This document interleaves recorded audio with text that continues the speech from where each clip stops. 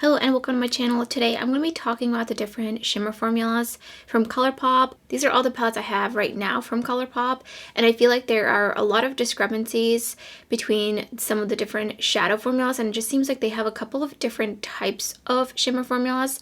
Now of course, just because it's a little lackluster for my preference doesn't mean that it's bad. I do feel like some of their shimmers do feel just very cheap. In my opinion, they used to have way better shimmers like 5 years ago when they launched like these single eyeshadows, and they were all named after Ariana Grande lyrics or something like that, and those were just so beautiful, so buttery, shiny, and smooth. And then since then there's just been some that are really subpar, and they look chalky and powdery, and they kind of separate as you're swatching them. So let's just dive right into it and talk about the different shimmer formulas I think that Colourpop has. I think by just looking at these shimmers and the finishes and the way they look in the pan, you can kind of assume which ones are shinier than others. So for example, this one, it looks very smooth and high shine. This one looks a little bit chunky in the pan, and then maybe something like this and this are a little bit more satin-like, which is totally fine, not my personal preference, but does appeal to a large variety of people. This one looks pretty shiny as well in the pan, and then this one is kind of like an in-between satin looking and shiny looking, and then of course they have the sequin shade, which I'm going to leave these out because this is like a matte with sparkles in it, and the sparkles just blend away. So I'm going to swatch this one just so you can kind of see. This is like a really beautiful, smooth, shiny shadow, and it feels a bit buttery, like almost a little bit slippery, silky. And I'm just going to swatch that on the back of my hand so you can get an idea what that actually looks like swatched. I zoomed out a little bit because the camera was having trouble focusing, and then let's swatch the slightly chunkier shade. So this one feels also silky, but it almost feels like a little bit more silicone-y. And then so you can see how it swatches. It's almost kind of like separating, and it doesn't have a lot of pigment. It's a little bit more topper-like, so I'm gonna just build that one up a little bit more, and that's fine. But it really does feel silicone-y as I'm swatching it, and it's definitely like not as shiny as the metallic silver shade. So then swatching this shade right here, which is obviously a satin, super nice and very smooth for sure, but not very shiny. And that one, I think that one is like a good, just like reliable satin shimmer formula. And then So Fine, and this one feels a little bit drier. It's also got a little bit of a softer sheen, so a little bit more of a satin.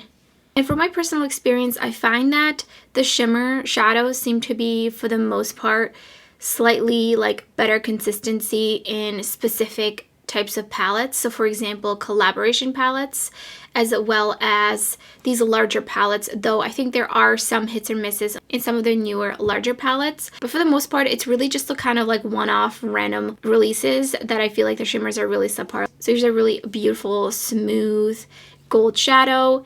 It's definitely got quite a bit of a metallic finish, but it's not as shiny. I think it's almost on par with the silver, but I do feel like overall Colourpop has always been known to make really nice, smooth, shiny silvers. I feel like that's one of those shades that's just easy to formulate probably.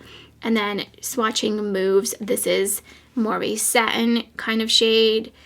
Feels really nice, reliable kind of satin formula if you're into satins. So I think this palette, I'm not going to be swatching any of the glitters because I'm completely indifferent to the glitters. And then Reunion. So here's kind of a close-up so you can kind of see how this one's a bit more powdery. And so it picks up a little bit almost chunky, but not in like a flaky chunky. And then you can see here it looks very powdery. It takes a bit to kind of spread around, almost as if it's separating. So moving on to these other palettes, again, we have a nice, beautiful silver shade. Looks just like the one from the Stone Cold Fox. If anything, actually, it might be a little bit, yep, it's a little bit even shinier. Do you see the reflect is just really smooth, super metallic, just amped up a bit, but that could also be because this palette is newer, so that is something to consider. The other type of shimmer shadow this has is a more translucent. So this one has a very light base, so you can kind of layer it. And I feel like this one, it feels a little bit silicone-y, and I feel like this one, it looks nice swatched, but if you put this on dry, you will completely lose the luster of it, and it will just really look almost dull on the lid to the point where it doesn't even look like you're wearing like a shimmer shade. Like it just looks almost satin, like, even though it seems like it's kind of in between a satin and a really shiny metallic. And then of course we also have the Super Shock shadows that they've been putting into some more recent palettes, and these I feel like are just kind of hit and miss. I feel like the Super Shock shadows that come as singles are just so much better than these. So this shade right here, it is really beautiful. Again, this one is one of those things, if you're not using some sort of a tacky primer, I feel like this one gets pretty lost on the lid. Definitely would benefit from something, and the shade is not really that actually squishy. The unfortunate downside of the Super Shocks in the palettes is they do dry out, because obviously it is in an eyeshadow pan and is not completely tightly closed with a lid. It is in a palette, especially if you're using the palette pretty often and you're opening and closing it, you're letting all the air in. And then there's also these Super Shock shadows, which these are marble shades, and they have lots of sparkles throughout them, and these are, again, these are beautiful. But if you just put these on with a dry brush, you don't spray it, you don't have any sort of tacky primer underneath, they will just not have the full impact.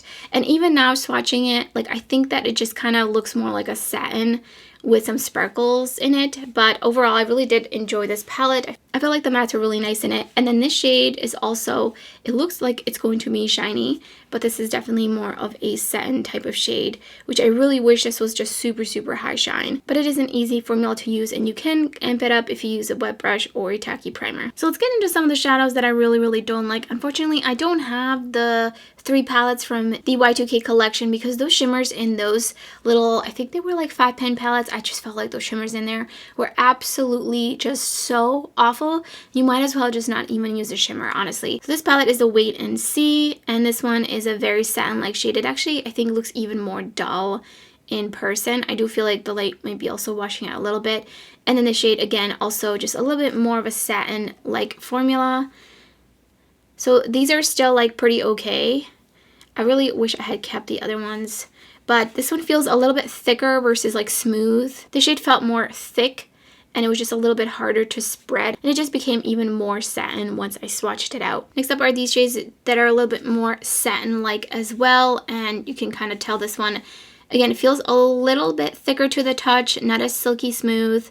This one feels definitely a little bit lighter and a little bit almost drier. So this is kind of one of those formulas that really starts to almost kind of separate as you're swatching it. And again, I'm not saying that these are bad formula. Makeup is extremely subjective, and it really depends on what your preference is. So I'm just trying to kind of talk to you through the different textures that I'm seeing, as well as just some of the shadows that I do feel like are really not that great. So actually, I think it's one of these shades in this one. This is a rather new palette. It's not really doing the crumbly separation, but it is very kind of harder pressed, feels a little bit thicker, but also silky at the same time.